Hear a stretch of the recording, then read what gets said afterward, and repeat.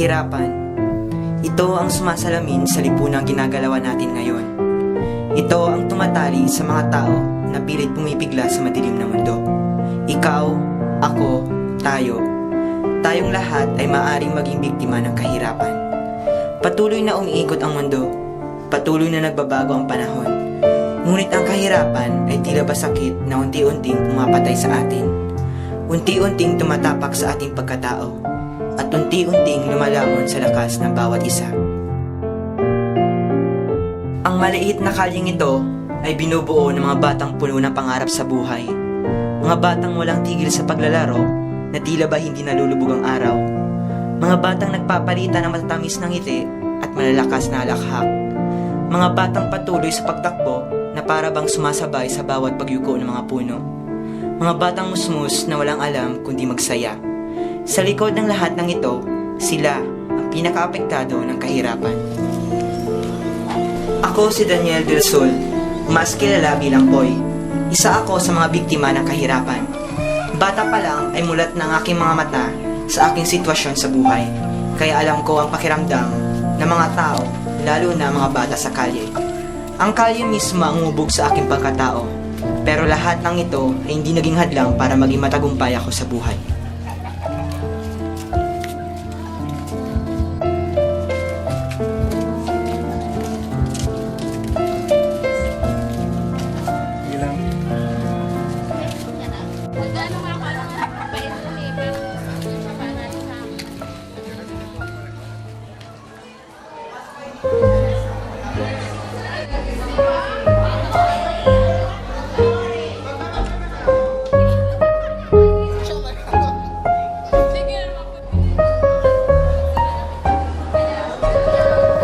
Nag-aaral ako ng mabuti at pinag-usayan ko sa lahat ng asignatura.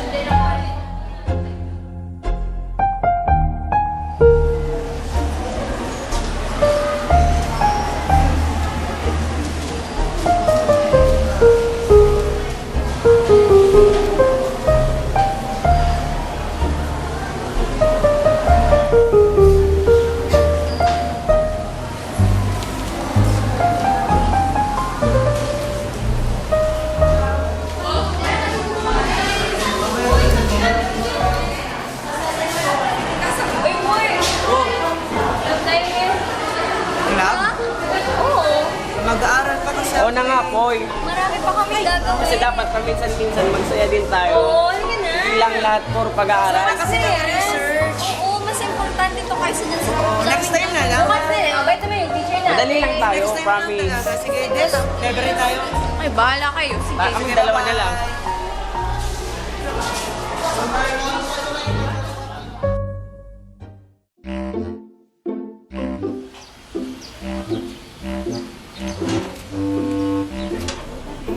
Pinagsabay ko rin ang trabaho sa pag-aaral para may pangtustos sa matrikula.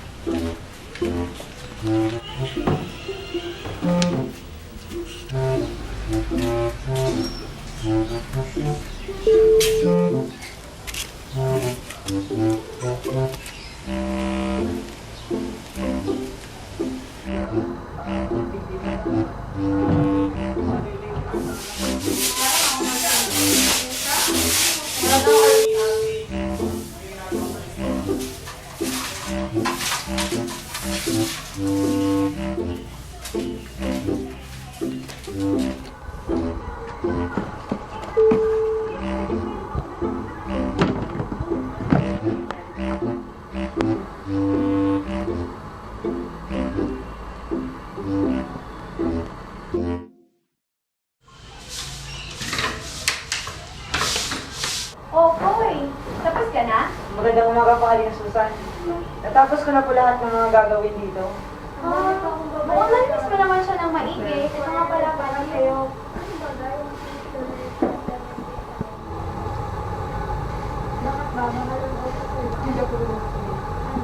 Ay, salamat. Malaki-laki ang kita ko ngayon ah.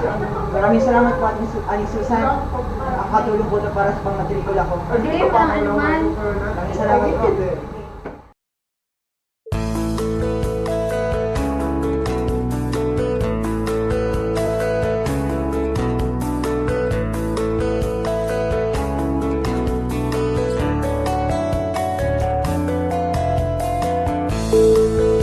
lahat ng klase ng trabaho ay pinasukan ko hanggang permanente na ako naging loan officer.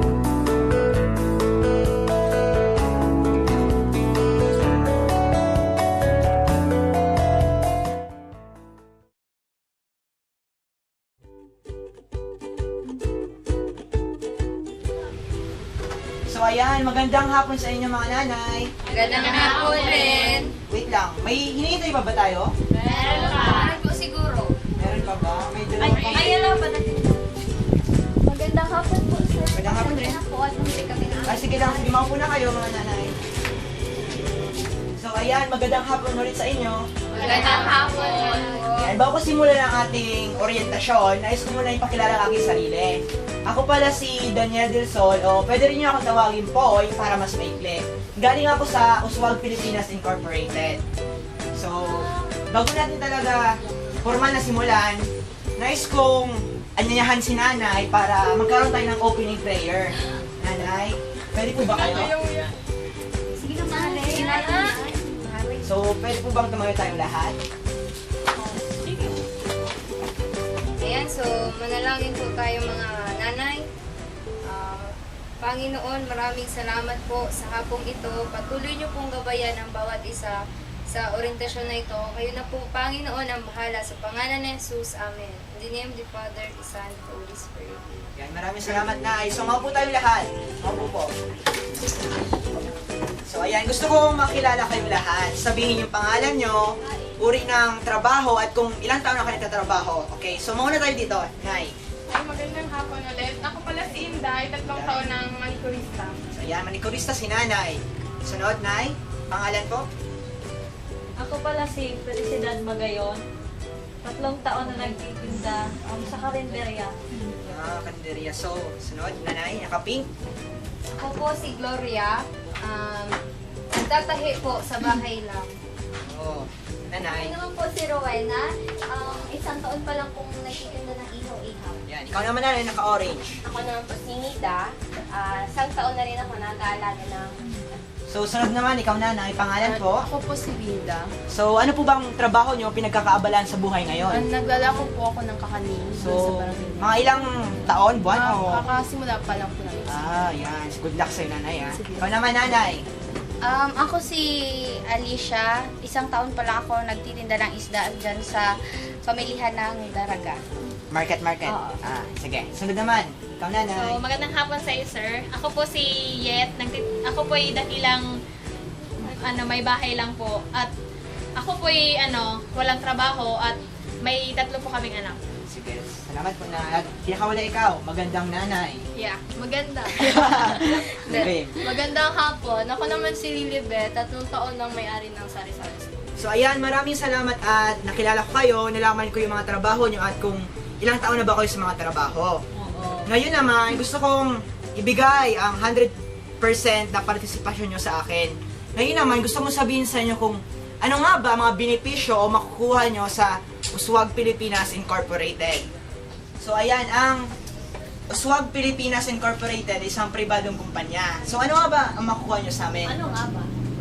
Marami kayong makukuha sa amin mga benepisyo pang microfinance para sa mahihirap. So, yung benepisyo na yon, pwede nyong gawin para maging puhunan or para at least magawa nyo yung mga gusto nyong magawa o kaya mabilhin o kaya mga gusto nyong mabilhin. Para po sa inyong mga kaalamananay, ang Uswag Pilipinas Incorporated po ay tinatag noong October 22, 1995. So, mga ilang taon na ba? Basta, bata pa po ang Uswag Pilipinas Incorporated. Sa ngayon po, meron kaming 60 sangay, 200,000 na kliyente at 150,000 na empleyado. Oh, napakarami na. Buong Pilipinas po yun. Yun. Isa pa po sa makukuha nyo sa Uswag Pilipinas Incorporated ay ang Dagdag Puhunan Program. Ay, sandali lang po. Maaari mo po ba sa akin ipaliwanag ang dagdag puhunan program? So ayan, napakagandang katanungan, nanay. Makuno po. So, ang Dagdag Puhunan Program ay naglalayong magpahiram ng pera sa mga negosyante para na sa ganun ay, o kaya sa inyo, para mapalago ang kanyang, kung anong merong negosyo sila. Ganun pala yun. So, ang katanungan ngayon, sino ba ang pwedeng humiram sa amin? So, ayan mga nanay, tingnan nyo po ito. Tanungan, Sino ang mga pwede mag-apply? Una, babae o lalaki maedad na 21 at 55 taong gulang. Yan. May legal na negosyo. Siguro naman may mga legal na negosyo kayo. Opo, may permit Yan. po naman. Permanenteng residente o 5 taon na nangungupahan. Dito sa lugar na to. Oo. At nakadalo na sa 4 na linggong pagpupulong. So, pangilan ba natin itong pagpupulong? Malawa pa lang po. Malawa pala. Kasi po, bago po At- ni bata, kasi orientation pa lang Oo. naman. So, ang pinakauli naman ay may malusog at maayos sa pangangatawan. Oo naman, lalo na sa katabi ko. Kitang-kita naman. Ang dalawang katabi ko. Ang Uswag Pilipinas Incorporated po ay pwede niyong mahiraman ng 5,000 hanggang sa pinakamalaki namin pwedeng ibigay na 50,000. Sa ngayon po, since bago pa lang po kayo, 5,000 muna po na pwede niyong bayaran sa loob ng 4 na buwan. Ayan mga nanay, may handouts po ako dito para lalo niyong malaman ang komputasyon ng papahiram ng ganyan. Share na lang po. So, ayan. Halimbawa po, may tubo po kayong hiniram na ay 13% po sa loob ng 4 na buwan. Ayan. Ang nahiram nyo po at ang tubo ay siyang babayaran nyo sa buong 4 na buwan o katumbas ng 16 weeks. Yan, 16 weeks po. So ayan, kung makikita nyo po dyan sa handouts, halimbawa, halagang hiniram ay 5,000, may tubo kayong 216 pesos po. Tapos, ang kabuang babayaran nyo ay 5,260. Kung nakikita nyo po dyan sa binigay kong handouts. Clear po ba? Opo. Yan. So ayan, kung nakita po ninyo, meron tayong 12 miyembro. Kaya hati-hatiin natin. Kaya ang magiging bayad nyo ay, kung makita nyo po dyan, ay meron tayong 434,075 centavos. Yan po ay kada linggo na babayaran nyo. Opo, ganyan po. Bukod po sa interest na babayaran nyo, ay may babayaran po rin kayong service charge at insurance. So itong service charge ay may patong na 2% at ang insurance naman ay 15 pesos. So, ayan. So, baka magtanong kayo sa akin, paano ba ito mababayaran? So, ayan. Ikakaltas po yan sa hiniram nyong 5,000. Ikakaltas po yan sa 5,000 na hiniram nyo. Bali, hindi na 5,000 kompleto. May tanong ako, paano naman kami magbabayad? So, ayan. Paano nga ba magbabayad kayo? Ang inyong ingat yaman or treasurer ng grupo ay siya mismo magkokolekta ng pera kada linggo at ibibigay sa akin bilang loan officer ninyo. May tanong po ako. Ay, sige po, nanay. Kailangan po ba magbayad sa oras?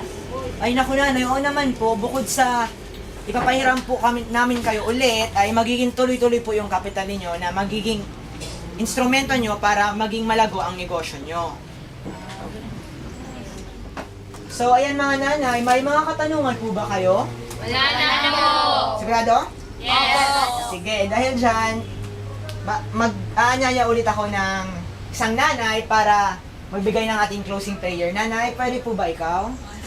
Dali naman. Sige na po, nanay. Kaya mo yan. Sige, dali. Tayo po ang lahat. Hiyaan. Okay, mananangin sa tayo. Dakilang Ama, maraming salamat po at ngayon po ay natapos namin po aming ginagawa. Sana po, pag uwi namin, patnubayan niyo po kami. Magalok po itong hinihiling sa pangalan po ng Panginoong Kristo na siya namin sa pagligtas. Amen. So, ayan. Maraming salamat po, nanay, sa pag-attend. Hindi po kayo magsisisi. Salamat! Hindi ko pa rin nakakalimutan kung saan ako nanggaling at nagsimula. Hinugot ko lahat ng lakas mula sa naranasan kong kahirapan sa buhay. Binabalik-balikan ko pa rin ang kalyeng minsang kumanlong at umaruga sa akin. Ang kalyeng minsan nagpatikim sa akin kung ano ang kahirapan. Ang kalyeng bumuo sa aking pagkatao. Dito sa kalyeng ito ay nilaan ko ang aking serbisyo. Nakita ko kung gaano kahirap ang pinagdadaanan ng mga taong minsan naging bahagi ng aking buhay. At yan ang buhay ni Daniel Del Sol, o Poy kung tawagin ng mga taong malalapit sa kanya. Produkto ng kahirapan, nag-aral ng mabuti, nagtiyaga at nagtatrabaho hanggang naging matagumpay sa buhay. Sa likod nito, nananatili pa rin siyang simple at malapit sa mga mahihirap. Yan ang kanyang mundo.